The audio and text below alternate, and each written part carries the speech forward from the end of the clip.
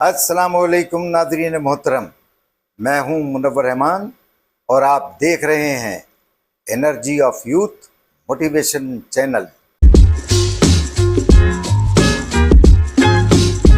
آج کا عنوان ہے ماں باپ کی خدمت کریں، ماں باپ کا کہنا مانیں۔ چلیے سنتے ہیں اعلیٰ حضرت ڈاکٹر اسرار احمد کو قرآن و سنت کی روشنی میں کیا فرماتے ہیں۔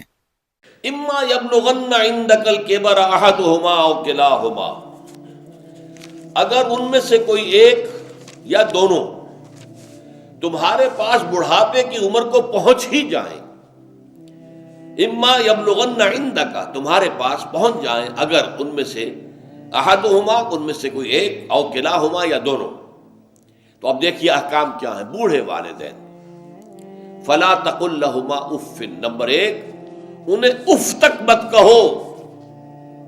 اف کیا ہے؟ بڑی چھوٹی سی شے، کوئی حقارت آمیز شے، ناخن جو تراش دیے جاتے ہیں ان کو بھی اف کہتے ہیں۔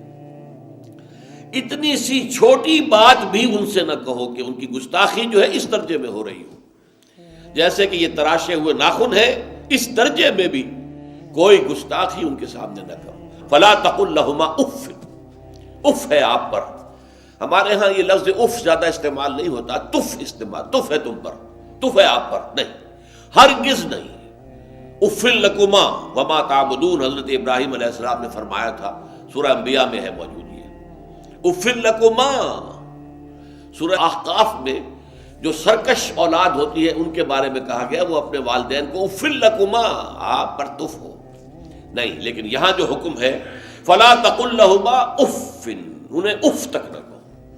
نمبر دو ولا تنہرہما، کبھی انہیں جھڑکنا مت۔ اما السائل فلا تنہر، سورۃ الضحیٰ جو ہے اس کی جو آخری آیت ہے، تو کسی کو جھڑک دینا، کسی سائل کو جھڑکنا نہیں ہے۔ اگر نہیں کوئی دے سکتے تو آپ شرافت کے ساتھ اسے معذرت کر لیں، بس اللہ اللہ خیر صلی اللہ بھی معاف کیجئے، بس جھڑکو مت۔ ولا تنہرہما، نمبر تین وَقُلْ لَهُمَا قَوْلًا كَرِيمًا، ان کے ساتھ گفتگو کرو بڑے ادب کے ساتھ، ان کا احترام ملحوظ رکھتے ہوئے بات کرو، لیکن یہ ہے کہ اس کے اندر احترام ملحوظ ہونا چاہیے، ادب ملحوظ رہنا چاہیے، ایسا نہ ہو کہ ان کے دل کو ٹھیس لگے۔ یہی ہے وہ جو بچہ سا تھا ہماری گود میں کھیلتا تھا، اس کی نجاستیں ہم صاف کرتے تھے، اس کو دودھ ہم پلاتے تھے، اس کو چلنا ہم نے انگلی پکڑ پکڑ کر، آج کل تو خیر اور بہت سی چیزیں ایجاد ہو گئی ہیں، واکرز ہیں اور کیا کیا ہے، لیکن پہلے کیا ہوتا تھا؟ والدین ہی انگلی پکڑ کر چلایا کرتے تھے اور چلانا سکھاتے تھے۔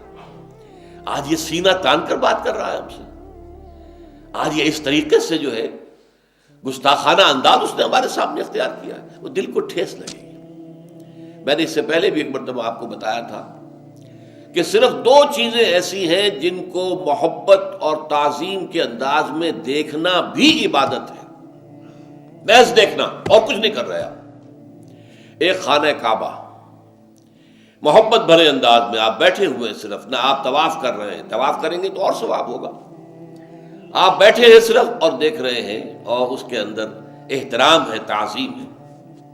اللہم زد بیتک ھذا تشریفا و تکریما و تعظیما۔ آج کل جو لوگ، اب تو خیر ٹھیک ہے بات وہاں سے آگے نکل گئی ہے، مینا میں پہنچ گئے ہوں گے لوگ، کل تو حج ہو جائے گا انشاءاللہ، لیکن جو حاجی بھی یہ دعا مسنون ہے کہ جب بھی وہ مسجد حرام کے اندر داخل ہوتا ہے اور پہلی مرتبہ نگاہ پڑتی ہے خانہ کعبہ پر، تو فوراً اللہم رب ھذہ البیت زد بیتک ھذا تشریفا و تکریما و تعظیما، اے اللہ اپنے اس گھر کو، اس کی عزت، اس کی تکریم، اس کی تعظیم، اس کے اندر اور اضافہ کرتا چلا جائے۔ تو یہ انسان اگر صرف خانہ کعبہ کو بیٹھ کر دیکھتا رہے تب بھی عبادت ہے، ثواب ہے۔ اور اسی طرح بوڑھے والدین کو محبت بھری نگاہ سے دیکھنا، یہ بھی موجب ثواب ہے، کہ دل جو ہے ان کو کہیں کوئی آئینہ قلب جو ہے ان کے احساسات کو ٹھیس نہ پہنچے، اس کا لحاظ رکھنا۔ اما یبلغن عندک الکبر احدہما او کلاہما فلا تقل لہما اف ولا تنہرہما وَقُلْ لَهُمَا قَوْلًا كَرِيمًا وَاخْفِضْ لَهُمَا جَنَاحَ الذُّلِّ مِنَ الرَّحْمَةِ، اور ان دونوں کے سامنے اپنے کندھوں کو شفقت کے ساتھ، ادب کے ساتھ جھکا کر رکھو۔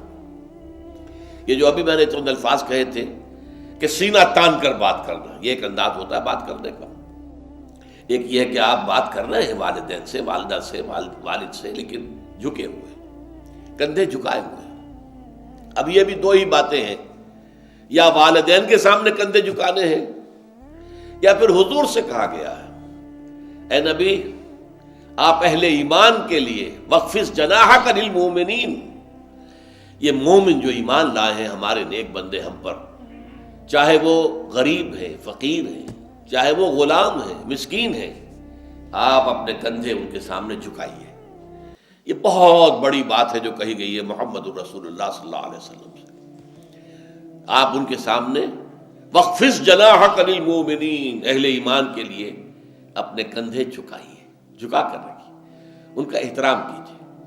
حالانکہ اصل احترام تو حضور کا ہے، وہ تو جب ہم پڑھیں گے سورہ حجرات تو جا کے معلوم ہوگا کہ کس درجے احترام ملحوظ رہنا چاہیے حضور کا صلی اللہ علیہ وسلم۔ لیکن یہاں نوٹ کیجئے وَخْفِضْ لَهُمَا جَنَاحَ الذُّلِّ مِنَ الرَّحْمَةِ، اور اس سب کے بعد بھی وَقُلْ رَبِّ ارْحَمْهُمَا كَمَا رَبَّيَانِي صَغِيرًا، اور یہ دعا کرتے رہا کرو اے رب ہمارے ان دونوں پر، میرے والدین پر رحمت فرما، رحم کر، جیسے کہ انہوں نے مجھے پالا پوسا جبکہ میں چھوٹا سا تھا۔ اب دیکھیے یہاں لفظ کیا آیا، ربیانی، رب۔ اللہ تعالیٰ رب ہے حقیقی، وہ ہے اصل میں پالن ہار، ساری چیزیں اس کی پیدا کردہ ہے۔ ماں باپ کے دل میں بھی محبت اور شفقت تو اسی نے ڈالی ہے، ماں کی چھاتیوں میں دودھ تو اسی نے بنایا، پیدا کیا ہے، تو اصل رب تو وہ ہے۔ لیکن اس کی ربوبیت کا ظہور جو ہو رہا ہے عالم واقعہ میں، عالم مادی میں، وہ والدین کی ربوبیت ہے۔ والدین پال رہے ہیں، پوس رہے ہیں، اپنی راتوں کی نیندیں حرام کرتے ہیں۔ بچے کو تکلیف ہے تو والدین نہیں سو سکتے، کوئی اور معاملہ ہے تو اس ظاہر بات ہے کہ ان کا آرام چین بالکل حرام ہو جاتا۔ یہ ہے در حقیقت۔ اب ان کا بدلہ کیا چکا سکتا ہے آدمی؟ میں نے بار عرض کیا ہے کہ شکر جو ہے، وہ شکر کا تقاضا یہ ہے کہ انسان حق ادا کرنے کی کوشش کرے۔ حل جزاء الاحسان الا الاحسان، کسی نے آپ کے ساتھ بھلائی کی ہے تو آپ کو بھی اس کے ساتھ بھلائی کرنی چاہیے۔ لیکن والدین نے جو بھلائی تمہارے ساتھ کی ہے تم اس کا بدلہ کیا دے سکتے ہو؟ اگر تم نے ان کے بڑھاپے میں خبر گیری کر بھی لی تب بھی وہ بدلہ نہیں ہو سکتا کہ جو انہوں نے تمہارے وجود میں آنے اور تمہارے لیے جو مشقتیں جھیلی ہیں، جو ایثار کیا ہے، جو قربانیاں دی ہیں تمہیں پالنے پوسنے کے لیے، اس کا بدلہ نہیں ہو سکتا۔ اس کا بدلہ ایک ہی ہے، اور وہ کیا ہے؟ اللہ سے دعا کیا کرو وَقُلْ رَبِّ ارْحَمْهُمَا كَمَا رَبَّيَانِي صَغِيرًا، پروردگار ان دونوں پر رحم فرما، رحمت نازل فرما، ان کی مغفرت فرما، ان کے درجات بلند کر، ان کی غلطیوں سے درگزر فرما، ان کے گناہوں کو بخش دے، ان کی غلطیوں سے چشم پوشی اختیار فرما پروردگار۔ اور یہ در حقیقت میں تجھ سے درخواست کیوں کر رہا ہوں کہ مجھ پر ان کے احسان کا بہت بڑا بوجھ ہے، ان کے احسانات کا بدلہ میں نہیں چکا سکتا۔ وَقُلْ رَبِّ ارْحَمْهُمَا كَمَا رَبَّيَانِي صَغِيرًا، اور کہا کرو اے رب ہمارے، اے رب میرے ان والدین کے اوپر، بوڑھے والدین پر رحم فرما۔ اور ظاہر بات ہے کہ یہ سلسلہ جو ہے یہ صرف زندگی کا نہیں ہے، ان کے انتقال کے بعد بھی رب ارحمہما کما ربیانی صغیرا، رب اغفر لی ولوالدی وارحمہما کما ربیانی صغیرا، یہ آپ کی نمازوں کے ساتھ دعاؤں میں مستقل دعا ہو جانی چاہیے کہ اے پروردگار مجھے بھی بخشش فرما دے، مجھے بھی بخش دیجو، اور پھر میرے والدین کو بھی بخش دیجو، اور ان پر رحمت نازل کیجو جیسے کہ اس نے مجھے پالا پوسا تھا جبکہ میں چھوٹا سا تھا۔ وَقُلْ رَبِّ ارْحَمْهُمَا كَمَا رَبَّيَانِي صَغِيرًا۔ ابھی اس مضمون کا ایک اہم حصہ باقی ہے، اور وہ کیا ہے کہ والدین میں سے والدہ کا مقام جو ہے وہ 3 گنا زیادہ ہے۔ اس پر انشاءاللہ تعالی اب اگلی نشست میں گفتگو ہوگی۔ اقول قولی ھذا واستغفر اللہ لی ولکم ولسائر المسلمین والمسلمات۔